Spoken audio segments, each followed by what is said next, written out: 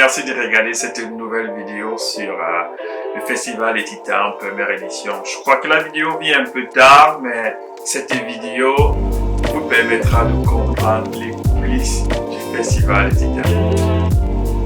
En ce qui concerne le festival des Titans, première édition, nous avons reçu beaucoup de compliments de votre part. Comment tu sais, nous savons que vous avez apprécié, vous nous avez critiqué, on a compris. Et pour ma part, je ne voudrais pas partager, je ne voudrais pas garder les éloges pour moi tout seul parce que je crois qu'il y a eu un grand travail d'équipe très complexe et c'est ça que je voudrais présenter aujourd'hui.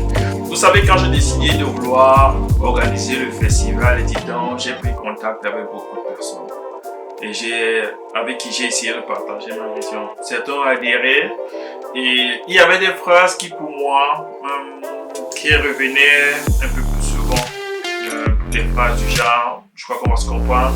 Ouais, avec les Camerounais, car toi tu sais, c'est pas évident, c'est pas. D'autres ont proposé, gars, de laisser tomber, ça va jamais fonctionner.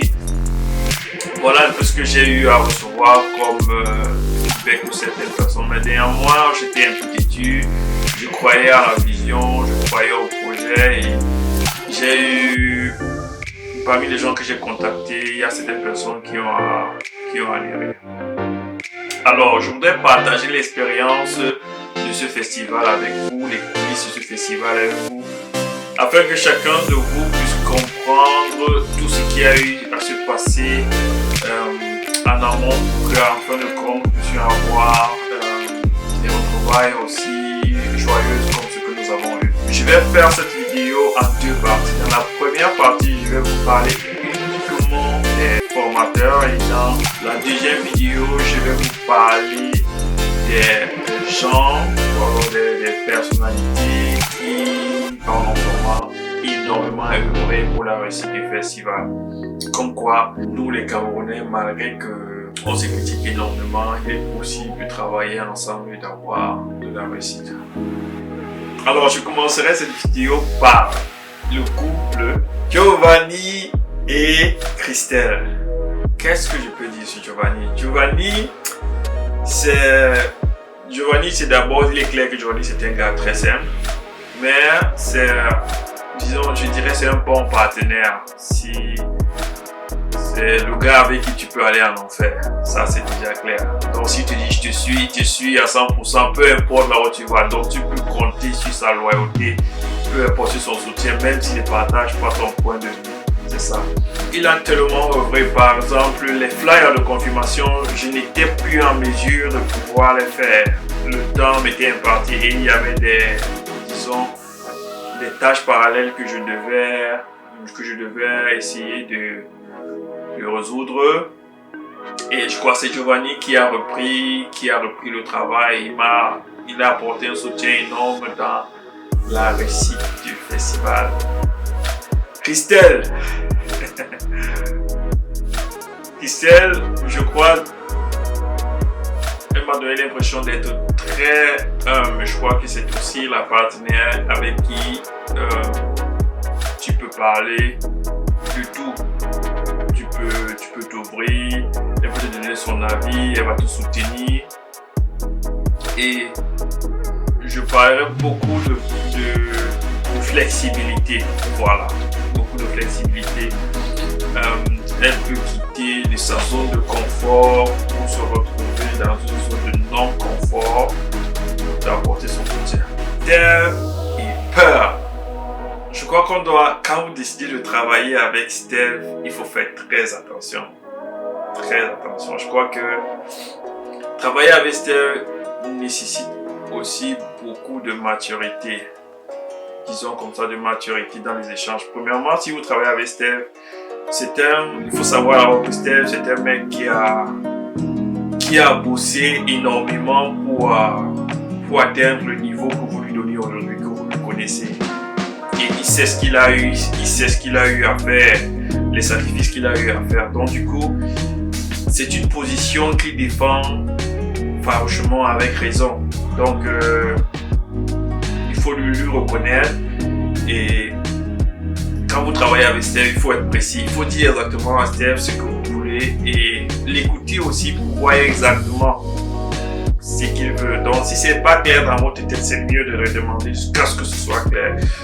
Parce que vous pouvez avoir des idées divergentes et en fin de compte, ça cause un problème.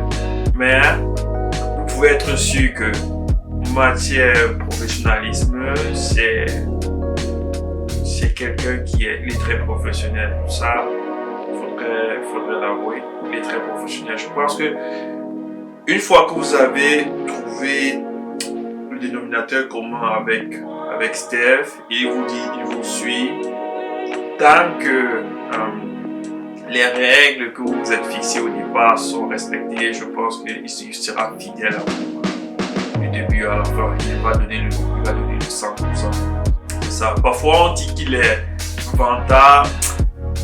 Je ne vois pas, je le croyais moi-même au départ, mais après l'avoir utilisé, après avoir causé avec lui, je ne vois pas beaucoup plus le côté vantard, mais je vois beaucoup plus le côté je sais ce que je vaux et je sais comment j'ai fait pour arriver là. Je ne suis pas encore au sommet, mais je ne vais pas repousser chemin. Voilà. Il sait qu'il monte en puissance, il travaille énormément pour y arriver. Et il ne voudrait pas que quelqu'un essaie de le retrouver. Voilà, c'est ça. Donc du coup, si tu étais un bosseur, je crois que ça va aller finement bien avec lui. Si tu t'attends, si tu n'es pas un bosseur, je crois que ce sera facile. Tu lâches en arrière, quoi, parce que tu ne peux pas travailler. Il y a cette photo-ci qui symbolise vraiment le travail avec les Camerounais, parce que il y a quelques mois, ou alors peut-être un mois avant le festival, je crois que si on avait dit qu'on devait s'asseoir comme ça avec Steph sur une photo, on devait être comme ça sur une photo, ça ne devait pas être possible, imaginable. Nous avons eu des malentendus et je crois que c'est par le biais de Giovanni qui a essayé d'établir un pont de communication entre nous qui a fait en sorte qu'on se rende compte qu'on n'était même pas en train de parler de la même chose. Et du coup, on a pu se retrouver, de travailler ensemble, comme quoi chacun met la main pour que la team puisse vraiment avoir du succès. Et là, c'est un côté ou c'est une chose là où je dis encore ma référence à Giovanni. Ce qui concerne Pearl, je la connaissais pas avant, mais nous avons eu, disons, un empêchement qui a fait en sorte que elle nous a porté secours. Et je crois, quand je vois la vidéo, cette fille, elle a battu un travail énorme, très professionnel aux côtés de Steph. Je crois qu'en ce qui concerne la qualité du cours, on n'a pas vraiment eu à voir des changements. Elle a été flexible, très souriante. Après, moi, j'ai apprécié. J'espère pouvoir faire plus ample connaissance avec elle dans nos futurs projets, disons comme ça. Maintenant vient le couple Gabriel et Morgan. Gabriel, qu'est-ce que je pourrais vous dire sur Gabriel? Il faut dire beaucoup de choses sur Gabriel. Gabriel, c'est le mec. Faire très attention. Moi je l'appelle le voyant soldat.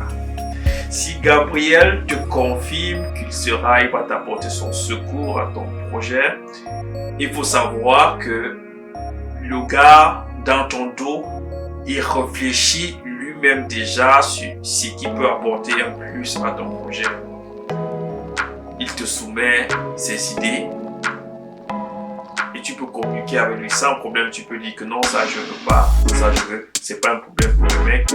C'est pas parce que tu vas dire non que le gars il va arrêter de travailler. Il continue à bosser, il cherche d'autres idées pour voir, il essaie de voir quelle est la trajectoire que tu veux prendre. Ok, il cherche d'autres idées qui vont dans la trajectoire que tu vas faire. Mais alors, quand je disais qu'il faut faire attention, c'est le mec qui ira en guerre pour toi sans que tu ne sois prêt pour faire la guerre. Donc s'il y a quelqu'un qui est sur le point de vouloir saboter ton projet et qu'il a le ressentiment que cette personne veut saboter ton projet, alors le gars va terrasser la personne. Quand il décide de se mettre dans ton projet, alors il protège ton projet. Il ne soutient pas, il le protège. Donc j'ai apprécié. Morgan, j'aime En ce qui concerne Morgan, j'ai beaucoup plus vu son côté flexible, son côté harmonie. Il y a eu tellement des imprévus au Festival des Titans, mais j'ai vu comment elle a géré ça. Je ne m'y attendais pas. Et aux côtés de Gabriel, ils ont vraiment su comment attirer les gens. Donc, si vous voulez travailler avec des gens, il est important de toujours savoir comment ils se comportent ou alors ce qu'ils attendent de vous. Maintenant, je vais parler de Maître Alain. Maître Alain, comme vous le connaissez déjà, c'est un gars très calme. C'est un bosseur, mais je crois que le terme sur lequel je voudrais mettre de l'accent, c'est un mec qui fait de la recherche. Donc, il se contente pas seulement de dire, je répète ceci, mais il fait de la recherche sur les disciplines qui l'intéressent. Je crois que c'est le mec qui fait le plus de recherches dans le monde de la bachata, dans la bachata dominicaine au Cameroun. Je dirais même que c'est la personne appropriée ou la personne à contacter en ce qui concerne la bachata dominicaine, parce que ce gars, il fouille, il fait des recherches, il est très calme. Parfois on peut croire qu'il n'est pas actif, mais c'est quelqu'un qui est très actif sans présenter ses actions. Donc il va travailler énormément dans votre dos sans toutefois dire que gars, j'ai fait ceci, j'ai fait cela. Il essaye tant bien que possible de rester toujours en arrière-plan. Donc si vous travaillez avec lui, il faudra le pousser un peu en avant-plan pour qu'il puisse présenter son travail. Et une fois qu'il aura présenté son travail, vous allez voir qu'il a fait un travail, il a battu un travail énorme. Bref, j'ai apprécié. Nous avons souvent eu des problèmes en ce qui concerne la méthodologie, mais sa manière de travailler sur certaines choses, moi je crois que parfois, la faute aussi me revient en partie, mais dans le fond, c'est le mec avec qui il faut travailler. Une fois qu'il est là à 100%. Joël, ouais, comme toutes les autres, je crois que pendant ce festival, j'ai merdé à ce point-ci que j'ai pas vraiment fait l'éloge de nos filles, alors qu'elles ont abattu un travail énorme. Je crois que je demande pardon d'ailleurs pour ça. Je crois que dans les prochaines éditions, c'est quelque chose que je vais corriger. En ce qui concerne Joël particulièrement, moi, très flexible. Vraiment, je crois que c'est la fille avec qui, peu importe ce sur quoi vous voulez travailler, si elle est avec vous, elle sera un atout important dans le succès que vous voulez avoir. Elle s'est accompagnée, elle s'est soutenue et elle a fait preuve au festival, comme tous les autres, de beaucoup de flexibilité. Ça, j'ai apprécié. Et elle, aux côtés de Alain, c'était top. C'était top. En tout cas, j'ai apprécié énormément. Je crois que dans les éditions prochaines, on aura la possibilité de pouvoir améliorer ce que nous n'avons pas bien fait jusqu'ici. Rose et Franck. Je vais commencer par Rose parce que c'est elle qui l'entrée de jeu c'est elle que j'avais contacté. Rose. Oh, c'est une fille. Waouh. Rose bavarde beaucoup. Ouais, elle bavarde beaucoup là. Et moins comme moi. Elle bavarde beaucoup. Mais. Rose, c'est un apport pas possible dans la quête du succès. Si vous posez une question à Rose, il faut être sûr de la question que vous voulez vous poser. Parce que là, il n'y aura pas de réponses au vent. Elle va passer au peigne fin tous les détails de ce que vous avez demandé. Elle va vous demander, elle va vous donner une réponse qui va avec. Elle va vous apporter des idées. Elle va critiquer. Il faut faire attention. Rose peut vous faire perdre beaucoup de temps, comme elle peut vous faire gagner beaucoup de temps, parce que quand elle travaille avec vous, elle met beaucoup de son cœur. Donc elle va vouloir atteindre la perfection pour que vous ayez du succès. Ce qui fait en sorte que dans la quête de la perfection, elle va investir beaucoup de temps. Je crois, dans la plupart du temps, peut-être plus de temps que ce que vous ayez à votre disposition. Donc, une fois que vous avez réglé le facteur temps avec Rose, vous avez un bijou avec vous. Ouais, c'est comme ça que je verrai la chose. Franck, très timide, très serviable, le gars. Il s'est intégré dans la team facilement, je ne le connaissais pas avant. Il y a quelque chose, il y a un petit détail qui m'a vraiment frappé chez Franck, c'est que hormis la question de savoir si est-ce qu'un formateur devrait seulement participer dans le cadre des cours, le gars aussi, hors scène, le gars il s'est impliqué. Nous avons par exemple eu un problème dans la coordination de la boisson et sans qu'on lui demande, Franck il s'est lancé dans les actions. Donc, il a mis de la main. J'étais surpris, mais ça m'a beaucoup fait plaisir. Sur ce, ça m'a marqué et je te dis à toi, Franck, à travers cette vidéo, vraiment merci. Merci pour cela. Ensuite vient mon frère Benjamin, avec qui nous avons eu à traverser beaucoup de difficultés, surtout pendant le festival. Il y a tellement de choses qui ne sont pas bien déroulées. Par exemple, au moment où j'ai voulu acheter la boisson pour le festival, dans un dépôt, le gars n'avait pas quoi, le gars a voulu me frapper. Il m'a même frappé, disons comme ça. Il me vendait la boisson du dépôt au prix du bar. Je ne savais pas parce que je ne connaissais pas les prix. Heureusement que j'avais Benjamin à mes côtés, le gars il s'est impliqué directement, il a pu récupérer les seaux et on a pu avoir la boisson au prix confort et ailleurs. Donc c'était un peu ça. Donc premièrement le gars il nous avait frappé, de deux le gars nous a pas livré la boisson à temps, donc on était obligé de lui mettre la pression pour pouvoir mettre la boisson à disposition des festivaliers. Je crois que c'est la raison pour laquelle vous n'avez pas reçu, il n'y avait pas eu de boisson à temps que vous puissiez acheter. Et là, sur ce, on vous demande pardon encore et je crois que dans les jours à venir, on va rectifier cela.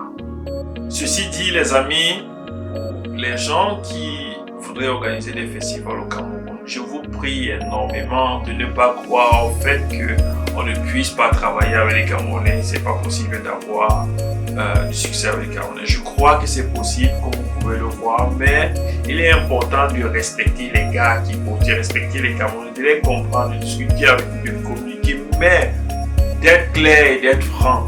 Une fois que vous êtes clair et vous êtes franc et qu'ils adhèrent à votre projet, je pense que tout va aller bien.